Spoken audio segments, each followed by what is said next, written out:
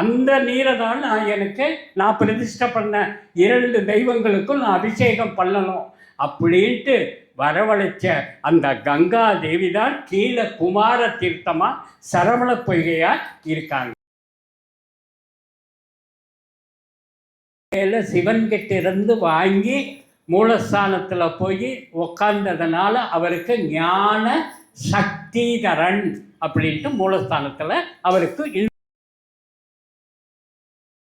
மலை விருத்தன் எனதுளம் உரை கருத்தன் மலையில் நடத்து குகன் வேலே.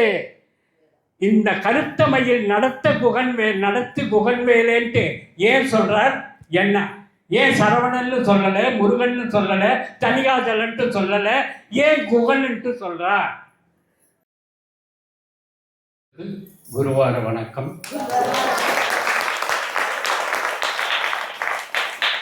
இன்னைக்கு 5வது படை வீடு திருத்தணிகை மலை.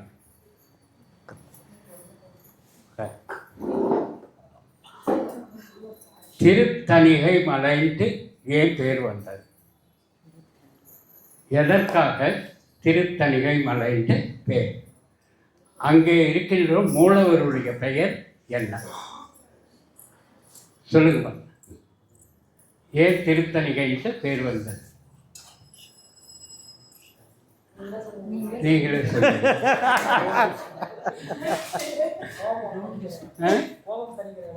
அதான் எதுக்காக?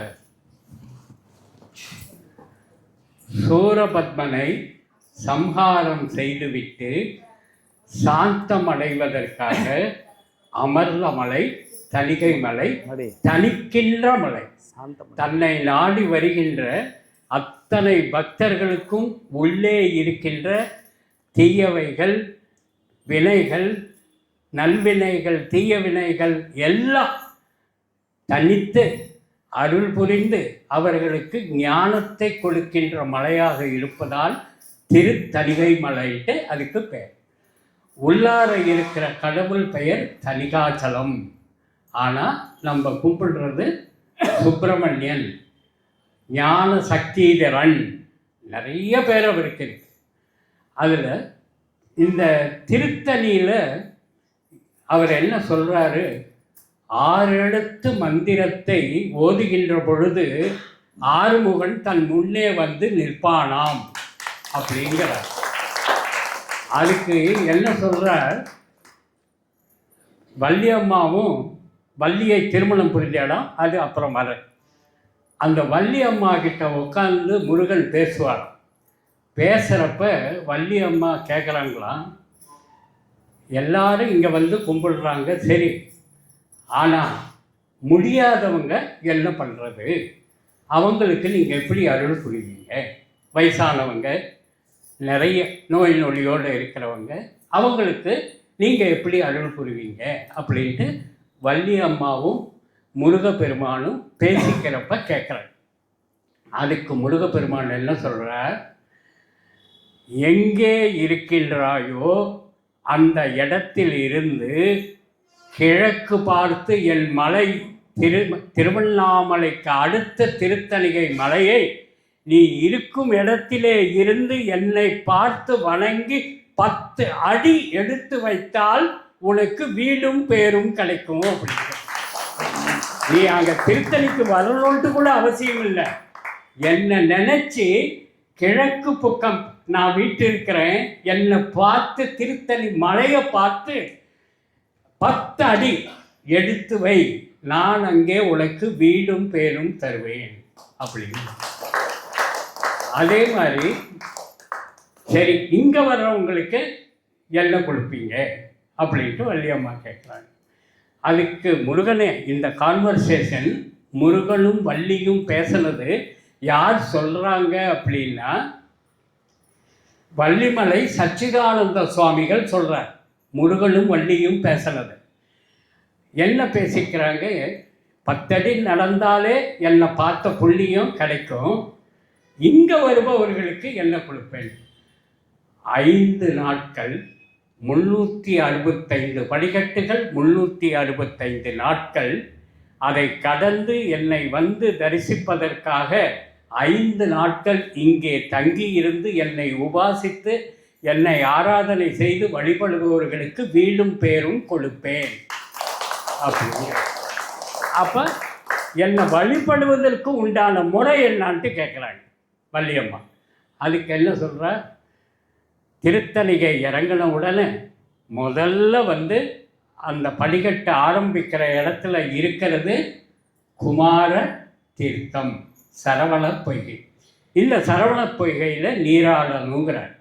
நீராடணுங்கிறப்ப சரவண பொய்கை எப்படி வந்ததுங்கிறதுக்கு முருகன் சொல்கிறார், எல்லா கோவில்லையும் எல்லா இந்து சமுதாயத்தில் இந்து மக்கள் வணங்குகின்ற அத்தனை தெய்வங்களையும் ஒன்று சிவாச்சாரியார்கள் மகான்கள் இல்லைன்னா அந்தந்த ஊரில் இருக்கிற பெரிய மனிதர்கள் பிரதிஷ்டை செஞ்சு கும்பாபிஷேகம் செய்வாங்க.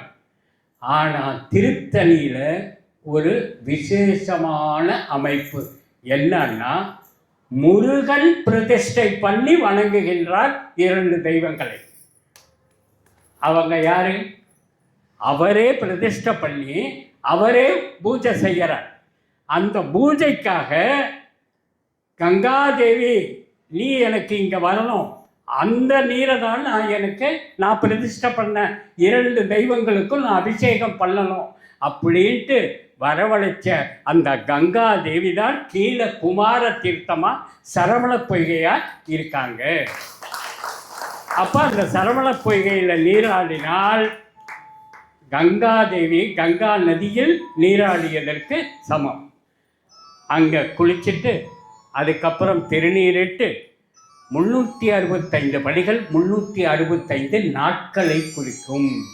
திருத்தணியில் விசேஷம் 365 படிகள். 60 படிகள் எங்கே விசேஷம்? எங்கே? சுவாமிமலை. சுவாமிமலையில் தமிழ் 60 ஆண்டுகளுக்கு 60 படிகளை முருகன் அமைத்தார். 60 ஆண்டுகளை கடந்து பூர்த்தியான வாழ்க்கை அங்கே கிடைக்கும். இங்கே 365 படிகளில் ஏறி முருகனை தரிசிக்க சென்றால் நம் அந்த வருடத்தில் இருக்கின்ற 365 நாளும் எல்லா தீவினைகள் நீங்கி ஞான ஒளி பெற்று தெளிவான அறிவு பெற்று நோயற்ற வாழ்வு வாழுகின்ற வாழ்க்கை உங்களுக்கு கிடைக்கும் அப்படின்ட்டு முருகன் சொல்கிறார். 365 படிக்கட்டுகள் அங்கே பெரிய விசேஷம். சரி, இந்த கங்கா தேவியை வரவழைச்சு அபிஷேகம் பண்ணணும்னு இல்லை. யார் அந்த 2 தெய்வம்? சிவனும் பார்வதி. ஆபத் சகாய விநாயகர், அதுக்கப்புறம் குமார ஈஸ்வரர்.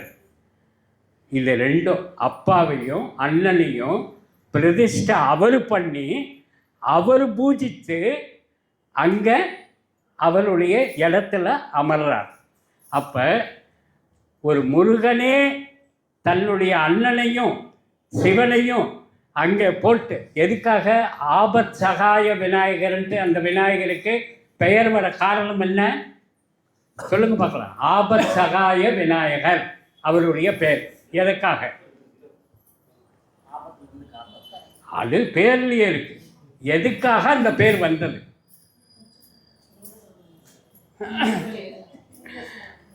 வள்ளியை மனம் புரிவதற்காக, நம்பிராஜனுடைய மகளா வளர்ற வள்ளியை மனம் புரிவதற்காக இந்த முருகப்பெருமான் அங்கே செல்லும் பொழுது வள்ளி யானை ரூபத்திலே விநாயகரை வரச் செய்து அங்கே ஓடி முருகனை அணைக்கும் பொழுது அந்த ஸ்பரிசத்தால் அங்கே முருகனை காண்கின்றாள் வள்ளி. அந்த விநாயகர் ஆபத் சகாய விநாயகர்ன்ட்டு ஸ்தாபிதம் பண்ணி அவர் பூஜிக்கிறார். எங்கே?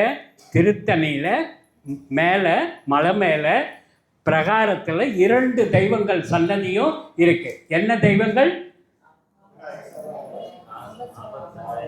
ஆபத் சகாய விநாயகர், குமாரேஸ்வரர்.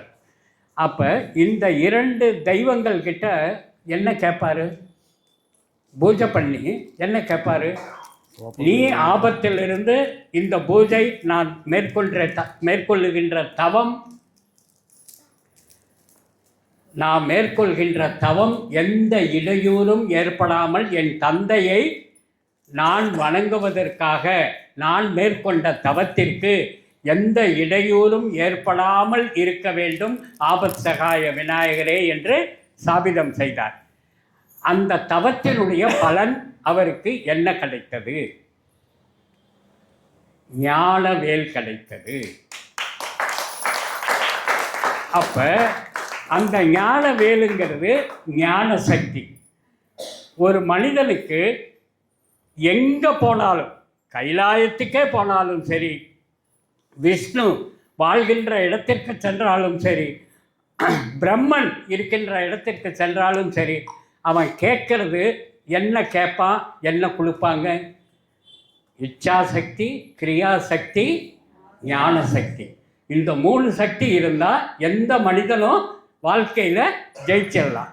அப்போ திருத்தணிகை மலையில் இச்சா சக்தியாக வள்ளி, திருப்பரங்குன்றத்திலே மணந்த தெய்வ யானை கிரியாசக்தி, சிவனிடத்தில் தன்னுடைய அப்பனிடத்திலே பெற்ற ஞானவேல் ஞான சக்தி.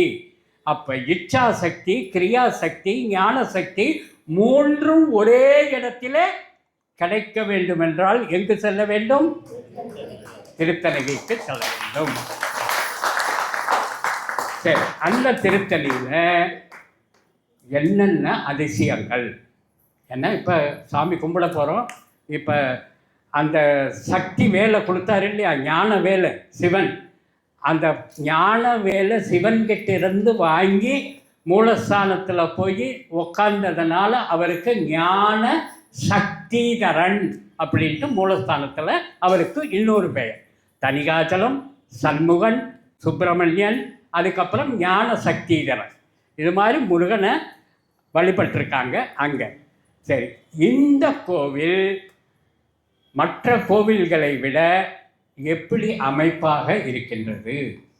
இப்போ மலை மேலே குன்றுதோர் ஆடல் அப்படின்ட்டு திருமுருகாற்றுப்படையில் நக்கீரர் பாடியிருக்கார். முருகனை கும்பிடணுன்னா குன்றுதோர் ஆடல், எல்லா குன்றிலேயும் முருகன் இருப்பார், குன்றுதோர் ஆடல். இந்த மலை எப்படி மற்ற மலைகளை விட அமைப்பாக இருக்கின்றது என்றால், நடுவிலே வீட்டிருக்கின்ற திருத்தணிகை மலை முருகன் அமர்ந்த இடம். அவருக்கு வலது பக்கத்தில் யார் இருக்கா? தெய்வானை. இந்த மலைக்கு அடுத்து இந்த மலை உயரமாக இருக்கின்றது. அதற்கு அமர்ந்தார் போல உயரம் கம்மியாக வெள்ளை நிறத்திலே இருக்கின்ற மலை பச்சரிசி மலை, அது தெய்வாலயம். இந்த பக்கம் கருப்பா ஒரு மலைக்குன்று இருக்கின்றது, அது பின்னாக்கு மலை. அப்போ நீங்கள் தரிசிக்கிறப்ப தணிகை வேலன் அமர்ந்துள்ள மலை திருத்தணிகை, பச்சரிசி மலை வெண்மையாக இருக்கின்ற தெய்வானை, இந்தாண்ட வள்ளி பின்னாக்கு மலையாக 3 மலைகளும் அமைப்பாக உயரத்திலேயும் தெய்வானையும் வள்ளியும் குறைந்து நடுவிலே இருக்கின்ற தணிகை வேலனுடைய மலை திருத்தணிகை உயரமாக இருந்து, அந்த உயரத்திலே கருவறையினுடைய கோபுரம் 6 நிலை. எங்கேயும் எந்த முருகன் அறுபடை வீட்டிலேயும் இவ்வளவு உயரமான கருவறை கோபுரம் கிடையாது. 6 நிலை அமைக்கப்பட்டுள்ள கருவறை கோபுரம். இதை தாண்டியாச்சா? அப்போ மேலே இன்னும் என்ன அதிசயங்கள் இருக்கின்றது அப்படின்ட்டு பார்க்குறப்ப, மேலே விஷ்ணு பகவான், யார்? விஷ்ணு பகவான் முருகன் கிட்ட ஓடி வர்றார். யார் சொல்லி? சிவபெருமான், நீ முருகனுடைய அவதாரமே அதற்காகத்தான். நீ போய் முருகன் கிட்ட தவமிருந்து, விஷ்ணு தவமிருந்து பூஜை செய்து, அதுக்கப்புறம் நீ கேட்குறத முருகன் கிட்ட கேளு, அவர் கொடுப்பாருன்னு. அப்போ அவர் என்ன பண்ணார்? அந்த திருத்தணிகை மலை மேலேயே ஒரு தீர்த்தத்தை உருவாக்கினார், விஷ்ணு தீர்த்தம். அந்த விஷ்ணு தீர்த்தத்திலே பங்குனி மாதமும் ஞாயிற்றுக்கிழமையும் 2ம் ஒன்றாக வருகின்ற நாளில் விஷ்ணு தீர்த்தத்தில் குளித்து தணிகை முருகனை வேண்டி தணிகை முருகனை மூலஸ்தானத்திலே சந்தித்து அவரை அர்ச்சனை செய்து ஆராதனை செய்தால் அத்தனை பேரும் கிடைக்கும் என்று விஷ்ணு பகவான் அந்த விஷ்ணு தீர்த்தத்திற்கு ஆசீர்வாதம். அவர் முருகன் கிட்ட போய் என்ன கேட்டார்?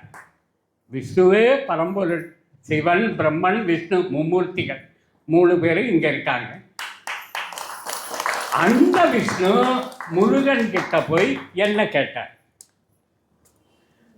நீங்களே சொல்லி. முருகன் கிட்ட விஷ்ணு பகவான் தாராசுரன், யாரு சூரசம்ஹாரம் பண்ண பத்மாசுரன் கிட்ட அவருடைய தம்பி தாரகாசுரன், அவன் விஷ்ணு பகவான் கிட்டமிருந்து சங்கும் சக்கரத்தையும் எடுத்துட்டு வந்தான். அப்போ விஷ்ணுவுக்கு சங்குவும் சக்கரமும் இல்லைன்னா விஷ்ணுனுடைய அவதாரம் பயனில்லாமல் போயிடும். அப்போ அவர் என்ன கேட்குறார் விஷ்ணு பகவான் முருகன் இடத்துல?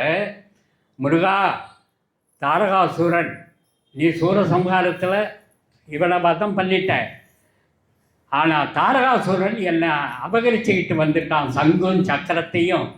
அந்த சக்கரம் இப்போ எங்கே இருக்குது அப்படின்னா, அந்த சக்கரம் தாரகாசுரனும் முருகனும் போரிடும் பொழுது 18 வருடங்கள் போர். அந்த போர் நமக்கு 1 வருடம், அவங்களுக்கு 1 நாள், தேவர்களுக்கு 18 வருடம் போரிடும் பொழுது தாரகாசுரன் அந்த சக்கராயுதத்தை முருகன் மீது பிரயோகிக்கின்றான். அப்பொழுது அந்த சக்கரம் முருகனுடைய மார்பில் வந்து அமுத்தி அப்படியே உட்கார்ந்துடு.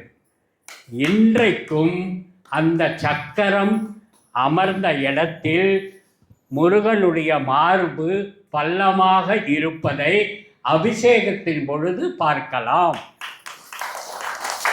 சங்கு சக்கரம் விஷ்ணு பரமாத்மாவிற்கு கிடைப்பதற்காக சிவன் கூறிய அறிவுரைப்படி திருத்தணிகையிலே முருகனை வேண்டி தவமிருந்து விஷ்ணு தீர்த்தத்தை உருவாக்கி அந்த விஷ்ணு தீர்த்தத்தால் அபிஷேகங்கள் செய்து ஆராதனை செய்து தவத்தை மேற்கொண்டு சங்கு சக்கரத்தை பெற்றார் என்பது விஷ்ணுவினுடைய சரித்திரம் கூறுகின்றது. அப்போ திருத்தணியில் விஷ்ணு வந்துட்டாரா? அடுத்து யார் வருவா? அடுத்து சிவன் தான் அங்கே ஏற்கனவே இருக்கார். பிரம்மாவுக்கு ஏற்கனவே தலையில் குட்டு வாங்கி உள்ளார தள்ளிட்டு அதுக்கப்புறம் அவங்க அப்பா வந்து காப்பாற்றிட்டார். காப்பாற்றின உடனே சிவபெருமான் பிரம்மா கிட்ட, நீ திருப்பியும் படைக்கும் தொழில ஆரம்பிக்கணும்னா படைக்கிறதையும் ஆரம்பிக்கணும். நீ அந்த சம்ஹாரத்தில் சூரபத்மன் கிட்ட எல்லா செல்வத்தையும் இழந்த, அஷ்ட சூத்திரத்தையும் இழந்த, உன்னுடைய கமண்டலத்தையும் இழந்த, உன்னுடைய சக்திகளையும் இழந்த, இதை பூரா திருப்பி பெறணும்னா கோபமாயிருக்கின்ற முருகனை நீ பார்க்கக்கூடாது. தனிந்து சாந்த சுரூபியாக வீட்டிருக்கின்ற தணிகை மலையில் இருக்கின்ற அந்த முருகனை தணிகாச்சலனை போய் நீ தவமிருந்து உன்னுடைய எல்லா பொருள்களையும் மீட்டு வா அப்படின்ட்டு சிவன் பிரம்மனுக்கு சொல்லி, பிரம்மா அந்த 365 படிக்கட்டு ஏறுற வழியிலேயே பாதி தூரத்திலேயே பிரம்ம தீர்த்தத்தை உருவாக்குகிறார். அந்த பிரம்ம தீர்த்தத்தில் அந்த தீர்த்தத்தை கொண்டு அபிஷேகம் செய்து தணிகாச்சல முருகனுக்கு அபிஷேகங்கள் செய்து அஷ்ட சூத்திரங்களையும் பெற்றார், கமண்டலத்தையும் பெற்றார், அவர் இழந்த அத்தனை செல்வங்களையும் பெற்றார், படைக்கும் தொழிலையும் மீண்டும் துவக்கி வைத்தார். பிரம்மனுக்கும் அனுகிரகம் செய்தது தணிகை மலை. அப்ப விஷ்ணு அங்க வந்துட்டு பலன் அடைஞ்சிட்டார், பிரம்மா பலன் அடைஞ்சிட்டார். கூடவே யார் வர்றா? சரஸ்வதி. சரஸ்வதியும் முருகன் கிட்ட, நீங்க இழந்த செல்வங்களை பெற்றீங்க, நான் இன்னும், சரஸ்வதியே ஞான ரூபம், இன்னும் எனக்கு ஞானம் வேண்டும் அப்படின்ட்டு நான் முருகனை வேண்டிக்கிறேன்ட்டு உருவாக்கின தீர்த்தம் சரஸ்வதி தீர்த்தம். அந்த சரஸ்வதி தீர்த்தத்தில் அபிஷேகங்கள் செஞ்சு அவங்களுக்கு கிடைச்சார். இங்கே பிரம்மா வந்து பிரம்ம தீர்த்தத்தை மட்டும் படைக்கலை, அந்த தீர்த்தத்துக்கு தென்கரையில் பிரம்ம ஈஸ்வரர் அப்படிங்கிற ஒரு லிங்கத்தையும் வச்சு பூஜை பண்ணதுனால பிரம்மேஸ்வரர்ன்ட்டு அந்த லிங்கத்துக்கு பெயர். அதே மாதிரி சரஸ்வதி தேவி சரஸ்வதி தீர்த்தத்தை கொண்டு அபிஷேகம் செய்து அத்தனை ஆராதனைகளையும் செய்து ஞான சக்தியை முருகனிடம் பெற்றதால் அவர் பூஜித்த லிங்கம் அந்த அம்மாவால் ஸ்தாபிக்கப்பட்ட லிங்கம் சரஸ்வதீஸ்வரர் என்று சரஸ்வதி தீர்த்தத்துக்கு அருகாமையிலேயே இருக்கின்றது. இப்போ எத்தனை தீர்த்தம் பார்த்துட்டீங்க? விஷ்ணு தீர்த்தம், பிரம்ம தீர்த்தம், சரஸ்வதி தீர்த்தம், 3 தீர்த்தமாச்சா? இந்த முருகனுக்கு திருத்தணிகை முருகனுக்கு தீவிரமான பக்தன், அதி தீவிரமான பக்தன். யார் அப்படின்னா யார் சொல்லுங்க பார்க்கலாம்? யார் சொல்லுங்க? தீவிரமான பக்தன்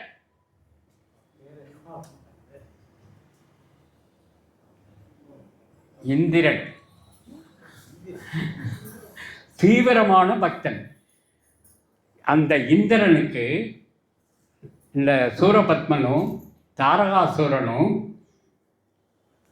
அவருடைய 5 செல்வங்கள், இந்திரலோகத்தில் இருக்கின்ற 5 செல்வங்கள் என்னென்ன சொல்லுங்க பார்க்கலாம்?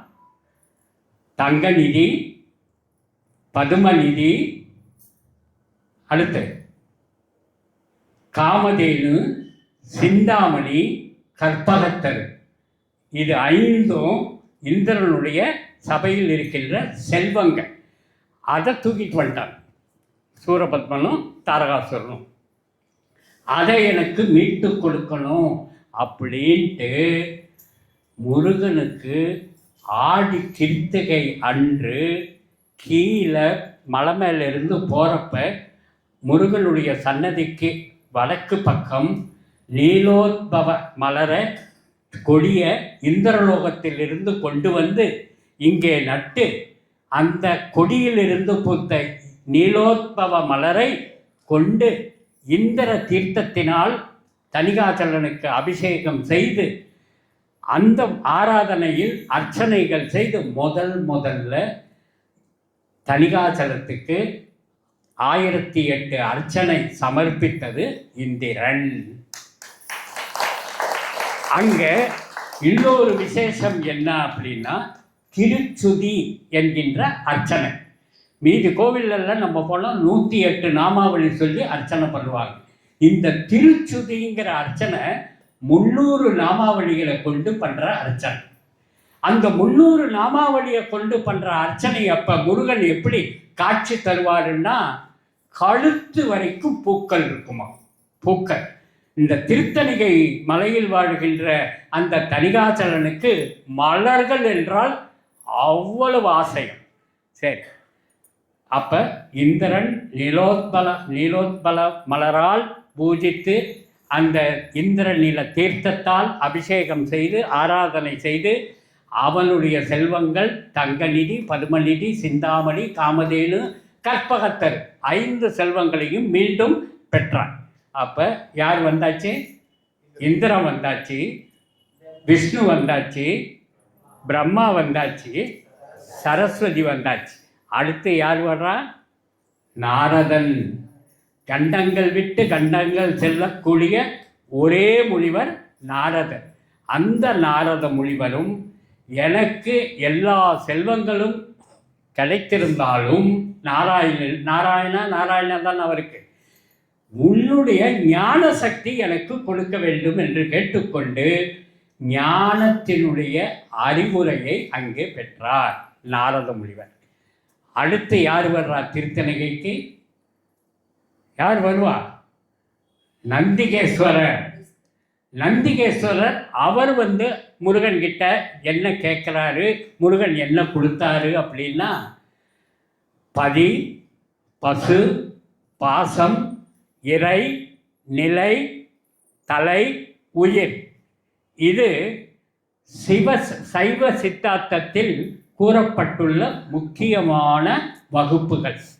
இதனுடைய பெருமையும் இதனுடைய இயல்பும் அந்த நந்தி தேவருக்கு வேணும் அப்படின்ட்டு முருகன் கிட்ட கேட்டு அந்த சைவ சித்தாந்த உபதேசத்தை பதி, பசு, பாசம், இறை, உயிர், தலை இந்த ஆறினுடைய இயல்பமும் சைவ சித்தாந்த அறிவுரையுடன் அறிவுறுத்தப்பட்டார் நந்தி தேவருக்கு அப்படின்ட்டு.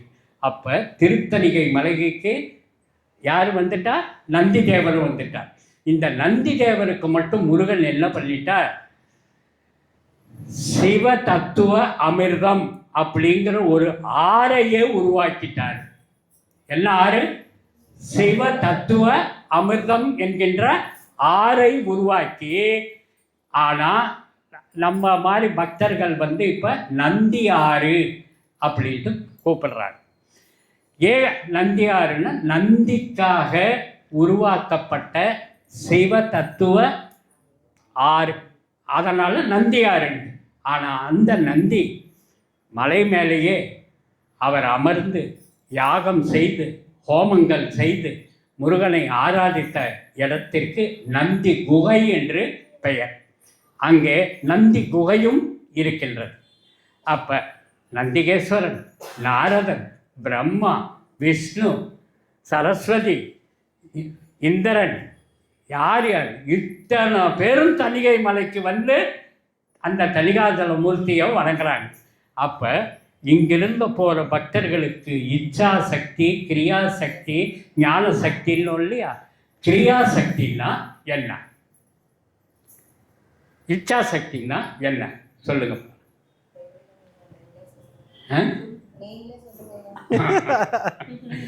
கிரியா சக்தி என்பது, அதாவது முருகன் இந்த திருத்தணிகை மலையை பற்றி கச்சியப்ப சிவாச்சாரியார் பாடுறப்ப என்ன சொல்கிறாரா?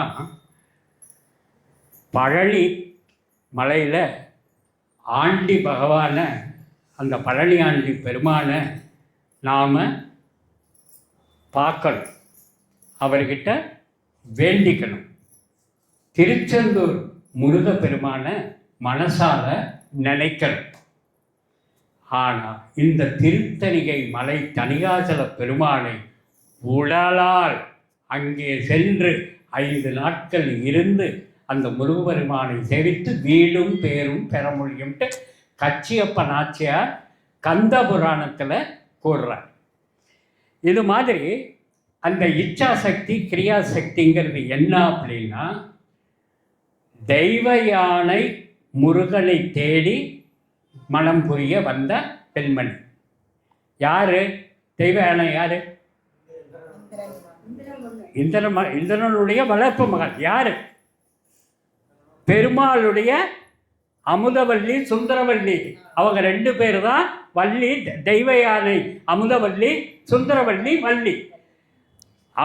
அமுதவல்லி இந்திரனால் வளர்க்கப்பட்டு தெய்வ யானையாக வளர்கின்றாள்.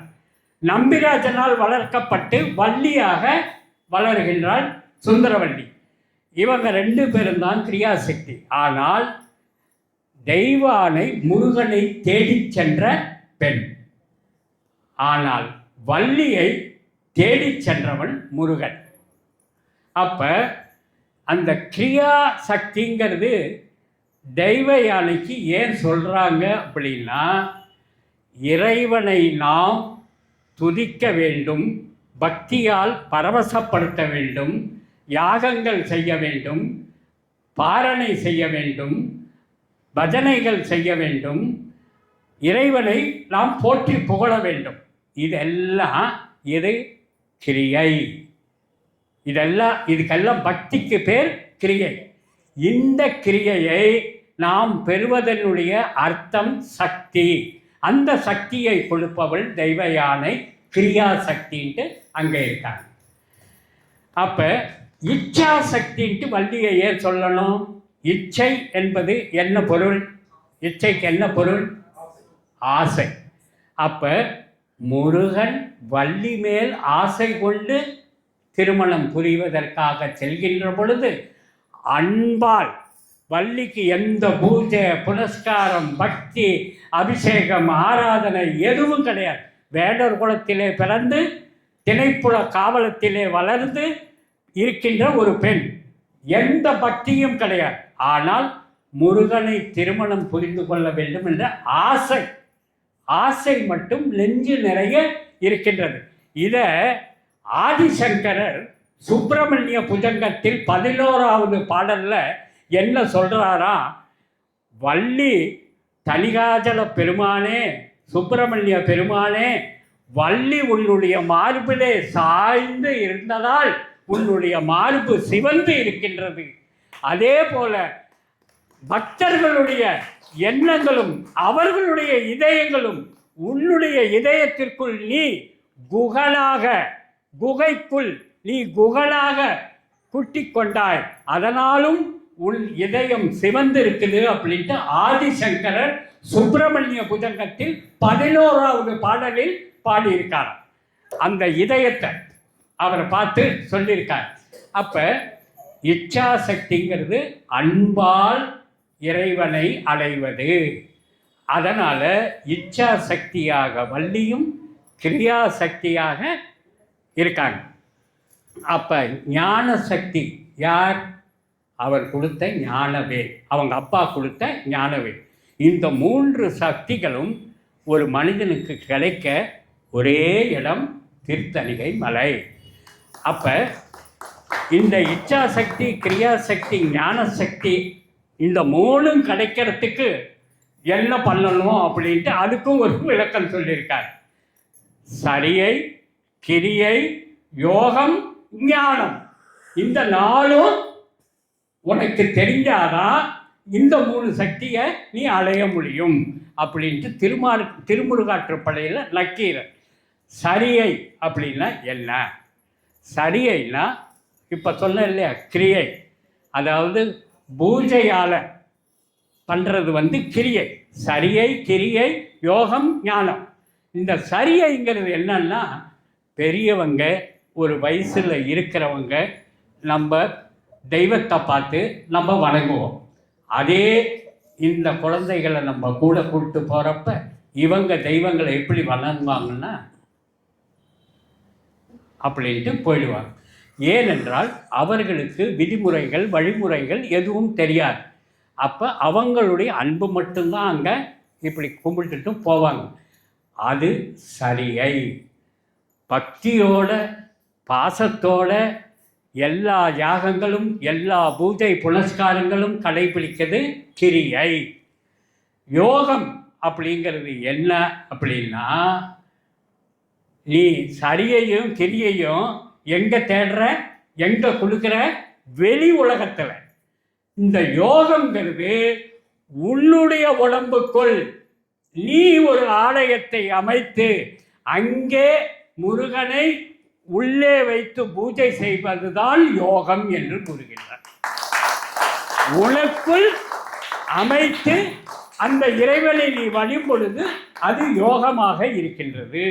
அப்ப சரியை, கிரியை, யோகம் 3ம் கிடைத்துவிட்டால் அந்த ஞான சக்திதரன் ஞானத்தை உனக்கு இயற்கையாகவே அளித்து விடுவான் என்று இச்சாசக்தி, கிரியாசக்தி, ஞானசக்தி, சரியை, கிரியை, யோகம், ஞானம் அத்தனையும் கிடைக்கப்பெறுகின்றன இந்த திருத்தணிகை மலையில்.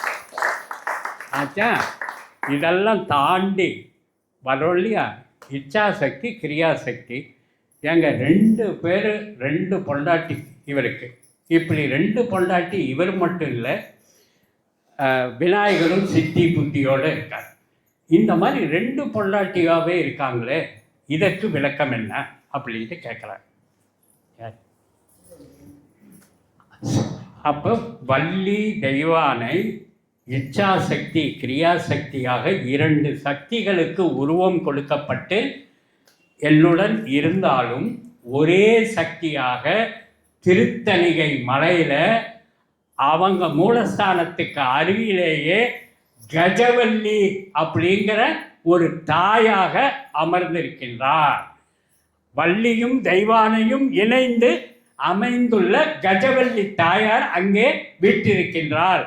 அப்ப அந்த தாயார் இவங்க 2 பேர் தான்ட்டு நாங்கள் எப்படி தெரிஞ்சுக்கிறது?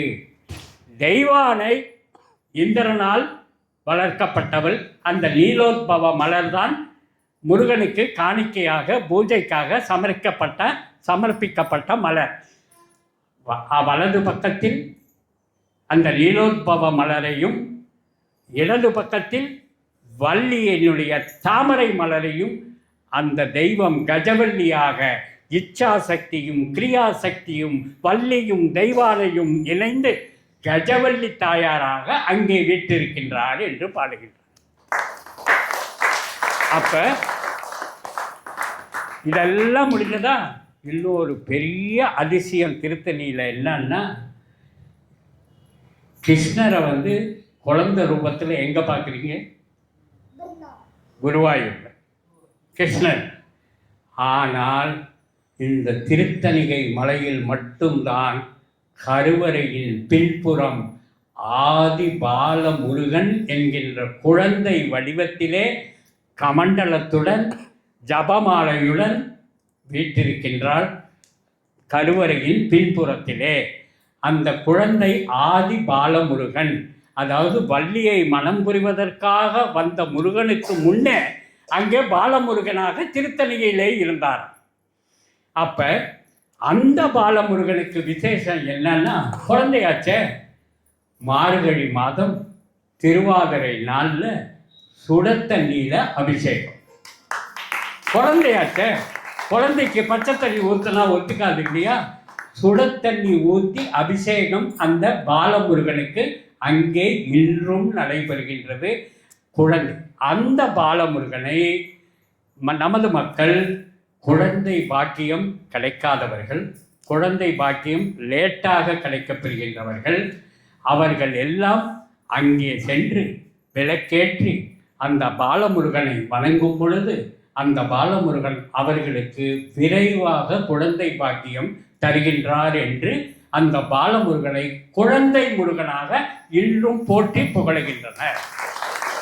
இது அந்த கருவறைக்கு பின்னாடியே அந்த பாலமுருகன் இருக்கார் என்றதா.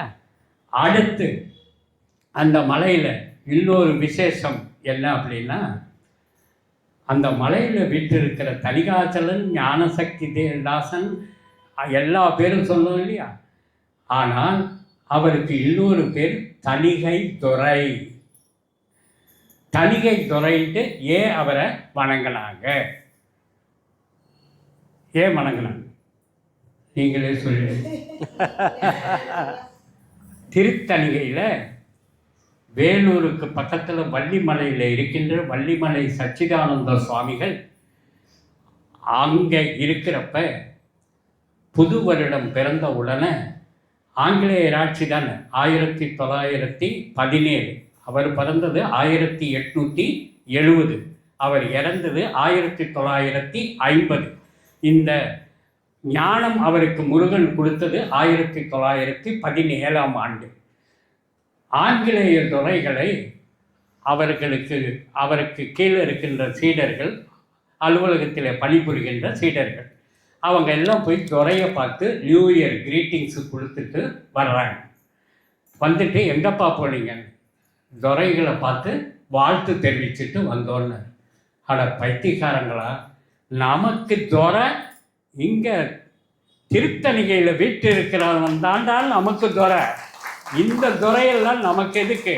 அந்த தணிகை துறையை இனி நம்ம புது வருடத்தன்னைக்கு நம்ம கொண்டாடணும் அப்படின்ட்டு 1917ஆம் வருடம் டிசம்பர் 31ஆம் தேதி இரவு 12 மணிக்கு 20-30 பேருடன் தொடங்கப்பட்ட படி பூஜை 1930ஆம் ஆண்டு 30 பேர் 50 பேராக மாறியது. 1937ஆம் ஆண்டில் 100 பேர் 200 பேராக மாறினாங்க. 2026 6 லட்சம் பக்தர்கள் அந்த பலிவிழாவிற்கு கூடுகின்றார்கள். அப்ப இப்ப யாரு நடத்துறார்? 1950 அவர் இறந்துட்டாரு. அவர் சச்சிதானந்த வள்ளிமலை சச்சிதானந்த மகாசபைன்ட்டு ஒன்று நிறுவி அதில் இப்போ இருக்கிற பட்டத்து மகான் யார் அப்படின்னா பால சாது சாதானந்த சுவாமிகள். அவர் தான் இந்த படி பூஜையை இப்போ தொடர்ந்து நடத்திட்டு இருக்காரு. இன்னைக்கு 6 லட்சம் பேர் அந்த படி பூஜை கூடுறாங்க. அப்போ திருத்தணியில் விசேஷமான நிகழ்ச்சிகள் என்னென்ன? படி பூஜை, அதுக்கப்புறம் இந்திரன் பூஜித்த ஆடி கிருத்திகை 5 லட்சம் பேர் சேருவாங்களாம். அந்த இந்திரன் வணங்கினதுனால அன்னைக்கு 5 லட்சம் பேர் ஆடி கிருத்திகை அன்னைக்கு 3 நாள் உற்சவமாக நடைபெறுகின்றது. 3வது நாள் அந்த மலையிலே இருக்கின்ற உற்சவமூர்த்தி சண்முகமும் வள்ளி தெய்வானையுடன் கீழே சரவண பொய்கையில் தெப்பல் உற்சவமாக 3வது நாள் கொண்டாடுகின்றார்கள். 5 லட்சம் பக்தர்கள் அன்று கூடுவார்களாம். அப்போ ஆடி கிருத்திகை ரொம்ப விசேஷம். அதுக்கப்புறம் வேற என்ன விசேஷம்? பழிவிழா திருப்பலி பூஜை விசேஷம் டிசம்பர் 31. அதுக்கப்புறம் மாமூலா தைப்பூசம், பங்குனி உத்தரம் எல்லாம். இந்த பங்குனி உத்தரத்தில் பாபா சொன்னார் இல்லையா, சூரியன் இல்லைன்னா எதுவும் இல்லைன்ட்டு. 3 நாட்கள் பங்குனி மாதத்தில் 3 நாள் சூரியன் ஒரு நாள் பாதத்திலே காட்சி அளிக்கின்றார். சூரிய கிரகணங்கள். 2வது நாள் மார்பிலே காட்சி அளிக்கின்றார். 3வது நாள் சிரசிலே காட்சி அளிக்கின்றார். அந்த சூரிய பகவான் இந்த திருத்தணிகை நாதனை அங்கே இருந்து கிரகணங்களின் மூலமாக பாதத்திலே வழிபட்டு சிரசுக்கு செல்கின்றாராம். இது சூரிய பகவான் வணங்குகின்ற வைபவம். பங்குனி மாதத்திலே 3 நாள், ஒரே நாள் இல்லை 3 நாள் நடக்குது. அதுக்கப்புறம் அங்கே விசேஷம் என்ன அப்படின்ட்டு பார்த்தீங்கன்னா, எல்லாரும் பாடுறோம் இல்லையா, என்ன பாட்டு? ரொம்ப சக்தி வாய்ந்த பாட்டு என்ன சொல்லுங்க பார்க்கலாம். முருகன்லையே குன்றத்திலே ரொம்ப சக்தி. கந்த சஷ்டி கவசம், அதுக்கும் மேல ரொம்ப பவர். வேல்மாறல். வேல்மாறல் எங்கு உருவானது சொல்லுங்க பார்க்கலாம். எங்கு உருவானது அந்த வேல்மாறல்? நீங்களே சொல்லிடுங்க. அந்த வேல்மாறலை உருவாக்குனது யார் தெரியுங்களா? பள்ளிமலை சச்சிதானந்த சுவாமிகள். அந்த வேல்மாறல் எப்படி உருவாச்சுன்னா, அருணகிரிநாதர் திருவகுப்புன்ட்டு திருப்புகழும் பாடினார், திருவகுப்பும் பாடினார். 25 திருவகுப்புகள் அவர் பாடினார் முருகனை போற்றி. அதில் முதல் 3 வகுப்பு என்ன அப்படின்னா சீர்பாத வகுப்பு. 2வது வகுப்பு என்ன அப்படின்னா தேவேந்திர சங்க வகுப்பு. 3வது வகுப்பு என்ன அப்படின்னா வேல் வகுப்பு. இந்த 3 வகுப்புகளும் தான் மணி மந்திர ஔஷதம் அப்படிங்கிறது முருகனுக்கு சமர்ப்பிக்கிறார் அருணகிரிநாதர். என்னான்ட்டு மணி மந்திர ஔஷதம். மணிங்கிறது எதை சொல்கிறாருன்னா சீர்பாத வகுப்பு. சீர்பாத வகுப்பில் என்ன பண்ணுறாரு அப்படின்னா அருணகிரிநாதர். அருணகிரிநாதர் எழுதுனது எதுவும் அவர் எழுதலை, அவருடைய ஞானம் இல்லை. முருகன் அவருடைய நெஞ்சில் அவருடைய மூளையில் புகுந்து முருகன் கூற கூற எழுதியதுதான் திருப்புகழும் திருவகுப்பும். அதற்காகத்தான் அவ்வளவு பெருமை வாய்ந்த சக்தி வாய்ந்த வகுப்புகள், சக்தி வாய்ந்த திருப்புகழ் பாடல். அங்கே என்ன அந்த 3 வகுப்புல சீர்பாத வகுப்புல முருகப்பெருமானுடைய பாதங்களை வணங்கினால் நமக்கு வீடும் பேரும் கிடைக்கும், நமக்கு உள்ள தீய வினைகள் அகலும், தெளிந்த அறிவு நமக்கு கிடைக்கும் அப்படின்ட்டு சீர்பாத வகுப்புல முருகனுடைய பாதமும் முருகனுடைய பெருமையை பற்றி பேசுகிறார்.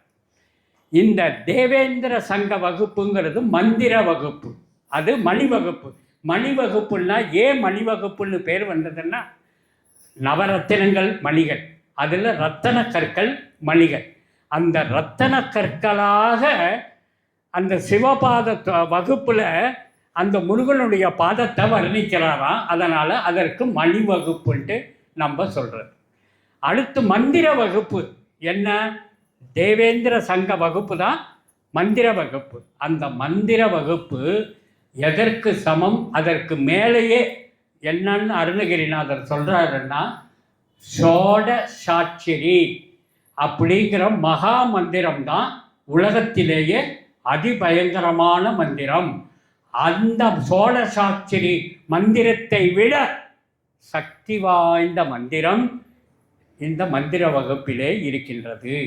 எல்லா பில்லி சூழியம் எதுவும் நம்மை நெருங்காது, நெருங்கி இருந்தாலும் விலகி கொள்ளும் என்று அந்த மந்திர வகுப்பிலே அருணகிரிநாதர் அந்த தணிகாசல பெருமானை நோக்கி பாடுகின்றார்.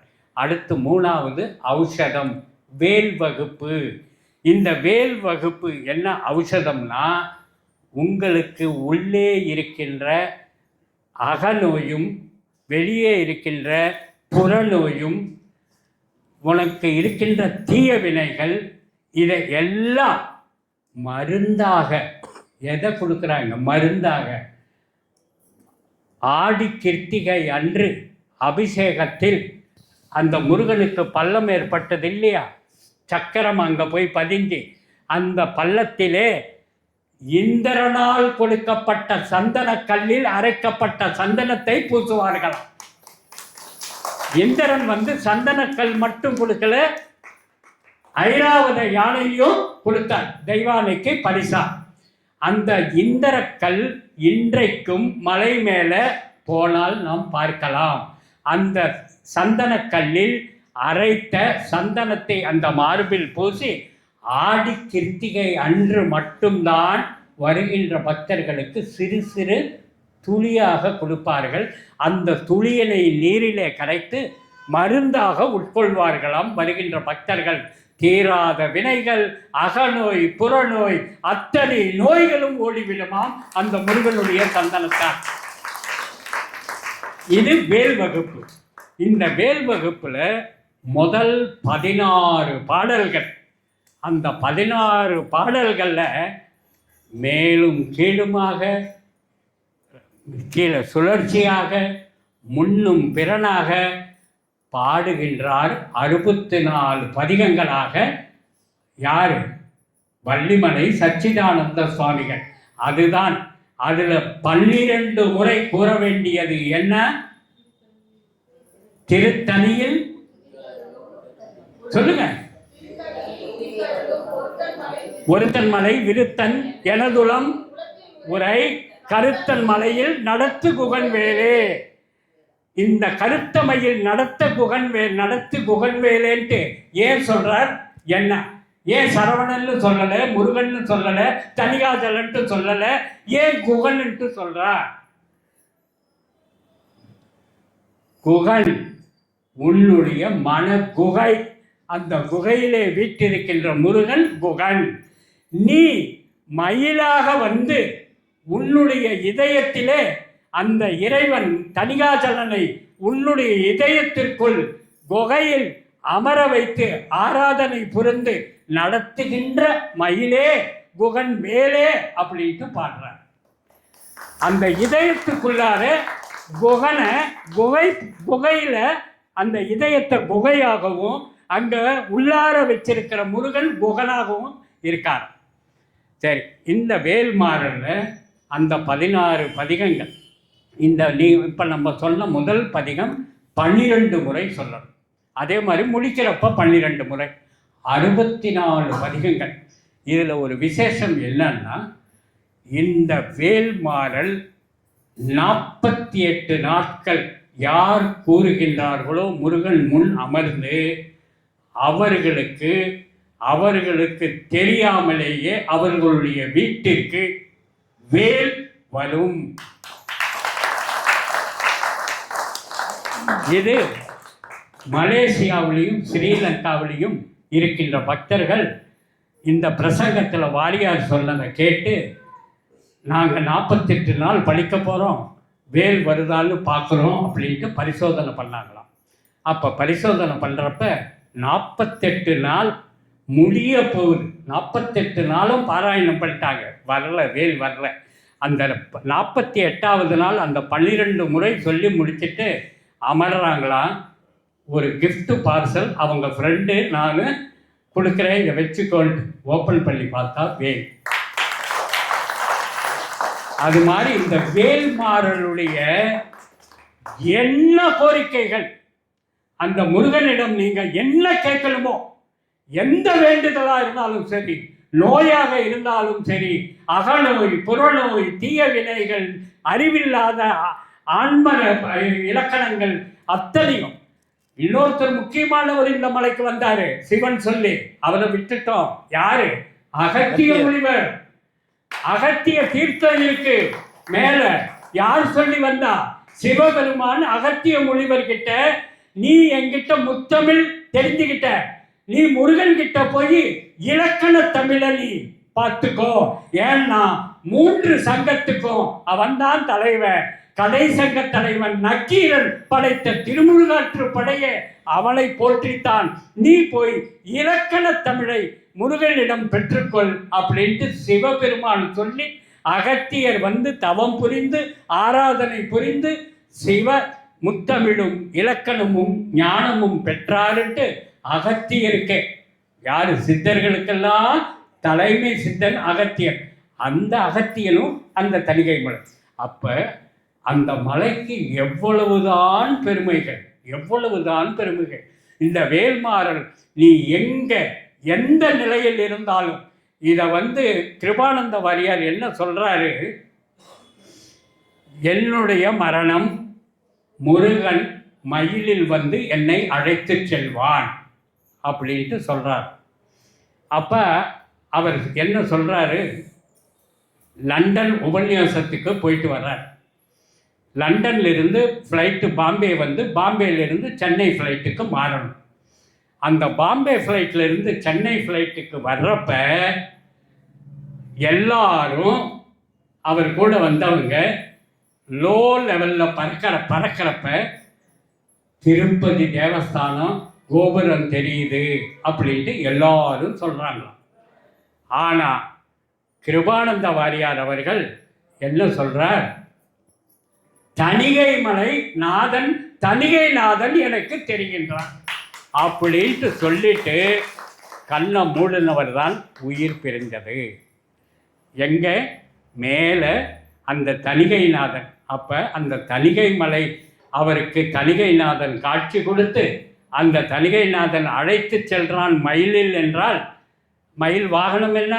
நீ பறக்கின்ற விமானம்.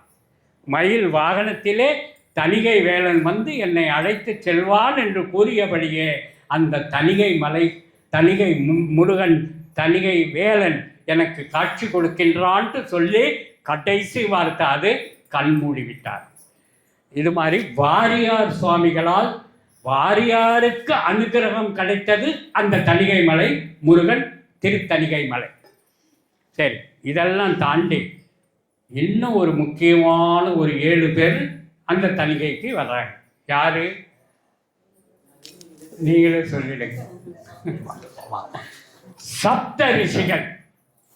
சப்த ரிஷிகளும் கன்னிமார்களும் அங்கே இருந்து நந்தியாறு ஓடிட்டு இருக்கு இல்லையா, அதனுடைய வடக்கு கரையில் அவங்க ஒரு ஆசிரமத்தில் 7 சுனைகளை உருவாக்கி அந்த சப்த ரிஷிகள் யாகங்களும் பூஜைகளும் தணிகாச்சல முருகனுக்காக செஞ்சாங்களாம்.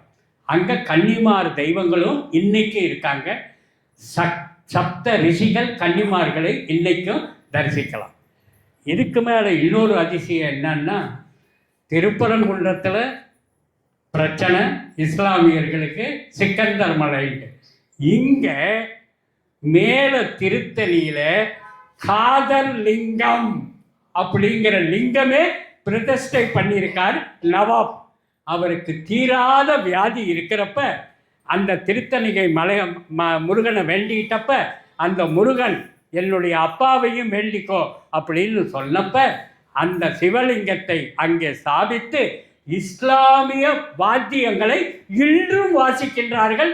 அந்த மண்டபத்திற்கு பெயர் வாத்திய மண்டபம், காதர் லிங்கமாக திருத்தணிகை மலை மேலே இருக்கின்றது. இது தெரியுமா?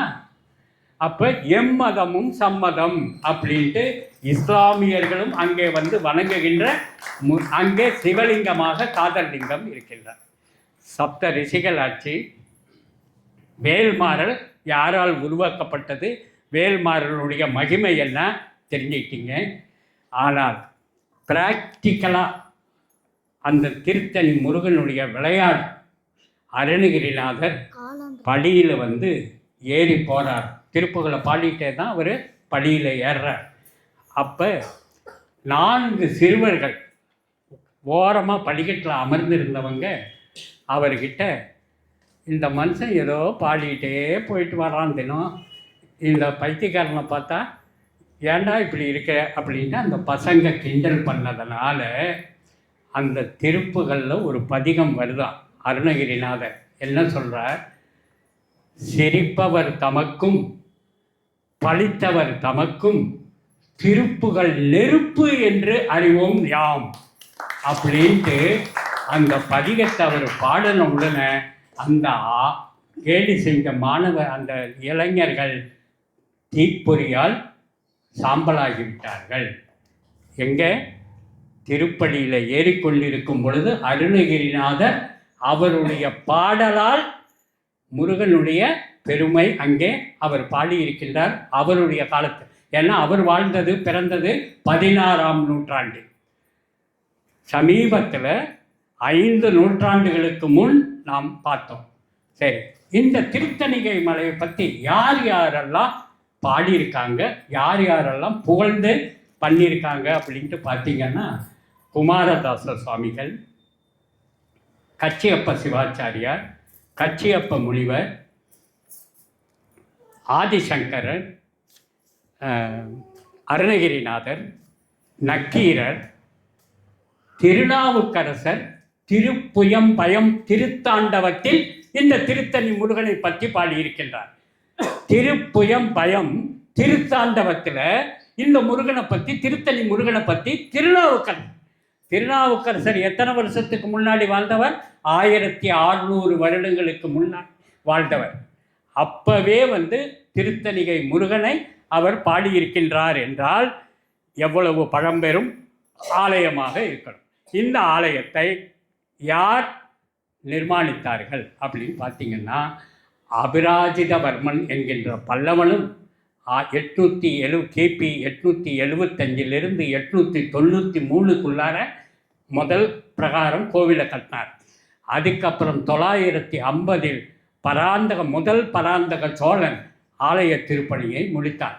அதுக்கப்புறம் விஜயநகர மன்னர்கள் அந்த ஆலயத்திற்கு மேலும் சிற்பக்கலைகளை புகுத்தினார்கள்.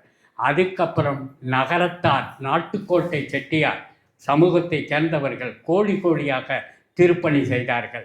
அதே போல அந்த சரவணப்பொய்கையை சுற்றி இருக்கின்ற இடங்கள் அத்தனையும் மடங்கள். அதனால் அந்த இடத்துக்கு பேரே மடம் கிராமம்ட்டு இருந்ததா. அத்தனை மடங்களாம் அந்த சரவண பொய்கையை சுற்றி. சரி, இதாச்சா. இதுக்கப்புறம் ஒரு அம்மா திருத்தணி மலைக்கு மேலே போகிறதுக்காக எல்லா நகையும் போட்டுக்கிட்டு அலங்காரமாக தான் அந்த அம்மா போகுமா முருகனை தரிசிக்கிறதுக்கு. எப்போ? பள்ளியற சேவைக்கு. மேலே பள்ளியற சேவைக்கு போய் சேவிச்சுட்டு பள்ளியற சேவையில் பால், வெத்தலை, பாக்கு, பழம் கொடுப்பாங்க. அந்த வெத்தலை, பாக்கு, பழத்தை வாங்கிட்டு அந்த அம்மா படிக்கட்டில் இறங்குறப்ப ஒரு திருடம் போகிறப்பயே இந்த அம்மா இவ்வளவு நகைகள் போட்டுக்கிட்டு போகுது, எப்படியும் அந்த அம்மாவை கொன்னுட்டாவது அத்தனை நகைகளுக்கு நம்ம அபகரிக்கணுன்ட்டு அந்த திருடன் காத்துட்ருக்கிறான். அந்த அம்மா படியில் இறங்கி வர்றப்ப திருமுருகாற்றுப்படையில் ஒரு வரியை பாடி, இலை போல் வடிவில் அமைந்துள்ள வடிவேலை பெற்றுள்ள வேலவனேன்ட்டு திருமுருகாற்றுப்படையில் பாடிய நக்கீரருடைய வரியை பாடிட்டு அந்த வெத்தையினுடைய காம்பை தூக்கி இப்படி போடுறாங்க. அந்த காம்பு அந்த திருடன் மேலே பட்டு அவன் சாஞ்சு மயக்கம் அடைஞ்சிட்டான். அப்போ அந்த திருமுருகாற்றுப்படையில் வருகின்ற அந்த ஒரு வரி, இலை போன்ற வடிவுள்ள வடிவேலை பெற்றுள்ள வடிவேலவனே அப்படின்ட்டு பாடியிருக்காரு. அப்படிங்கிறப்ப என்ன சரி, நான் அந்த இதை பாதியிலேயே விட்டுட்டேன். அந்த பசங்க இறந்தாங்க, சாம்பலானாங்க. திருப்பி அவங்க பெற்றோர்கள் வந்து அருணகிரிநாதர்கிட்ட புலம்புறாங்க. ஐயா, அவங்களுக்கு நீங்கள் யாருன்ட்டு தெரியல, அவங்க தெரியாமல் செஞ்சிட்டாங்க, அவங்களுக்கு மீண்டும் உயிர் கொடுங்க அப்படின்ட்டு கெஞ்சுறாங்க. அதுக்கு ஒரு பதிகம் பாடுறார். பாடின உடனே உயிர் பெற்று எழுகின்றார். அப்போ அருணகிரிநாதருடைய திருப்புகளை எவன் பாடிக்கொண்டு 365 படிகளை ஏறி என்னை வந்து 5 நாள் பூஜிக்கின்றார்களோ அவர்களுக்கு வீடும் பேரும் சகல செல்வங்களும் நான் அளிப்பேன் என்று வள்ளியம்மை கிட்ட சொன்னதை கந்தபுராணத்தில் கச்சியப்ப சிவாச்சாரியார் தெளிவாக சொல்லியிருக்கார்.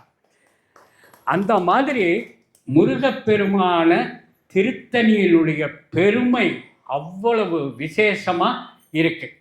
இதே மாதிரி இந்த வள்ளிமலை சுவாமிகள் வந்து பழி விழாவில் போகிறாரு இல்லை, மேலே போகிறப்ப வெற்றிவேல் முருகனுக்கு அரோகரா, வடிவேல் முருகனுக்கு அரோகரா அப்படின்ட்டு எல்லாம் அரோகரா போட்டுக்கிட்டே போகிறப்ப வள்ளிமலை சுவாமிகள் குரூப்பில் போனவர் ஒருத்தர் ரொம்ப பசி, இட்லிக்கு அரோகரா, பொங்கலுக்கு அரோகரா அப்படின்ட்டு சொல்லிட்டார்.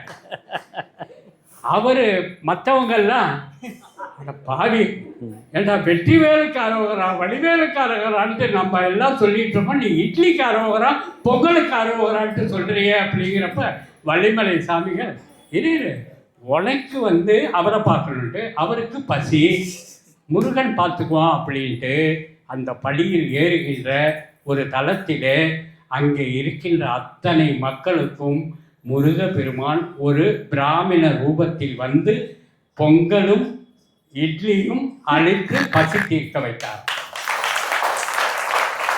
அப்ப அந்த திருத்தணிகை முருகன் அந்த 365 படிகளும் 365 நாளும் உங்கள் வாழ்க்கையில் நீங்கள் ஒவ்வொரு வருடம் ஆரம்பிக்கும் பொழுதும் அந்த பழி பூஜையில் கலந்து கொண்டு திருப்புகளை பாடிக்கொண்டு அந்த 365 படிகளை கடக்கும் பொழுது 365 நாட்களும் எந்த ஒரு சக்தியும் எந்த ஒரு நோயும் எல்லாம் நீங்கி வீடும் பிறவும் கிடைக்கும் என்று அந்த முருகப்பெருமான் கூறி திருத்தணியினுடைய பெருமையை என் உரைக்கு திரையிடுகின்றேன். நன்றி.